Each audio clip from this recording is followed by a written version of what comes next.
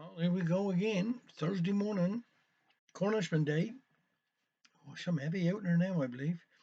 I mean, yesterday was lovely, nice and warm, but we could do with a bit of temperature going down a bit. We could do with a little bit of breeze, I think. It's feeling quite uncomfortable out there, but there we are. I mustn't complain too much. Just keep smiling and I suppose enjoy the weather. They say this is until Christmas, so that'll be nice. Anyhow, I hope everybody's all right. Say reading the Cornishman and everything. I haven't got much news for you today. Um, No, I got birthdays. Now my two of my brothers, it was Roger yesterday and Jeffrey. They aren't twins. There's 3 years difference between them, but it was both their birthdays yesterday. So I hope they had wonderful days, both of them. So happy birthday to Roger and Jeffrey for yesterday.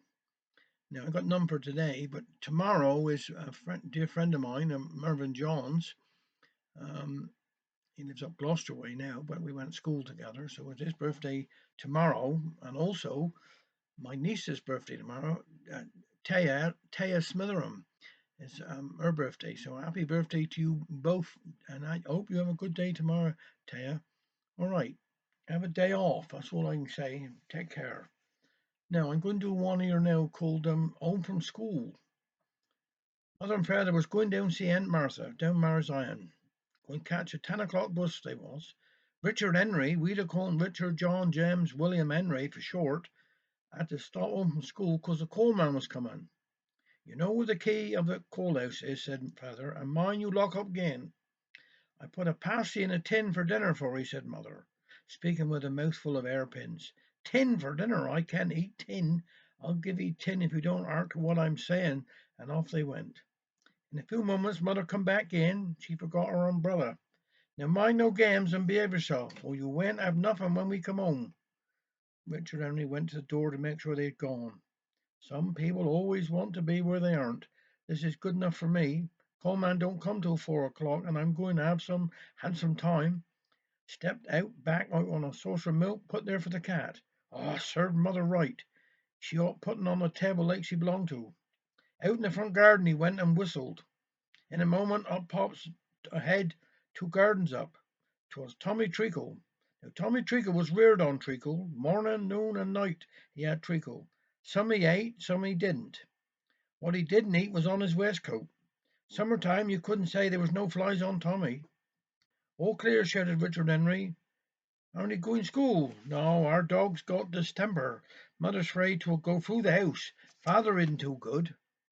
"Never mind. Let's go see for Marmalade."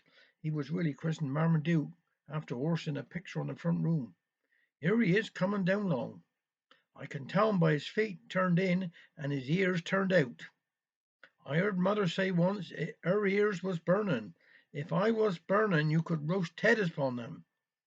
Anyhow, teacher said he was getting on with the piano." "Got a good ear for music, I suppose," remarked Tommy.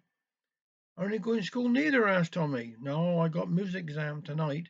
Mother made me wash this morning, and I got keep myself clean. Now, what can us do to pass the time away, like the boy said after he'd swallowed a watch? I know. Let's go tie the doors of Granny Grunt's and Liz Trot's houses. Have some job catch Liza in. If she ain't coming from somewhere, she's always going." So off they went down the road until they got opposite the two houses. 'Tis a good job the front doors are close together. Made for the job, with only a fuchsia between 'em. Now old Granny and Lizzie haven't spoke to each other for over 20 years. Granny says 'tis the only way to keep friendly. "Make sure they're in," whispered Richard Henry. "I can see Granny sitting down, and Liz's stockings are out on the line, so they're both in. Here's a piece of string. You tie in, Marmalade. You got good ears. We'll watch. 'Twill be some fun when they try to come out. They can't get out back way, 'cause the brambles are up to the windows.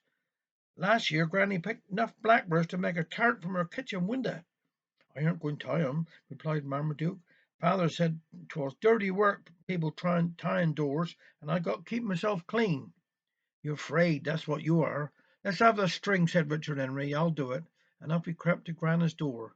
Just as he was fixing the string and leaning against the door to pull the string tighter, Granny opened the door, and in went Richard Henry headlong in the passage. "What are 'ee doing here? Too tired to stand up, are 'ee? Get up, or I'll stank upon 'ee." please," said Richard Henry. "Mother sent me down to know how you are." "Well, you needn't go down on your hands and knees ask that. Tell mother when she come home from Aunt Martha's. She told me yesterday she was going, that I shall be glad if she take you with her next time, and close the door." When Marmaduke and Tommy heard the door close, they bolted. Marmaduke shouted, she's coming," jumped over the hedge right into a great pool of dirty water. It was some job to getting out. Covered with mud from head to feet he was. Richard Henry said he would have drowned if he wasn't twas for his ears. They saved him, for he couldn't go no deeper.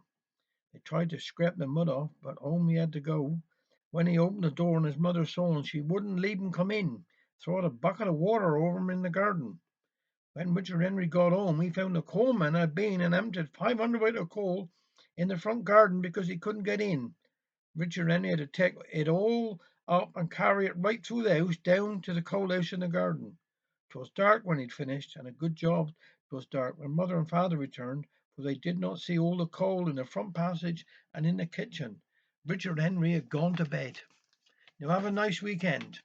Take care.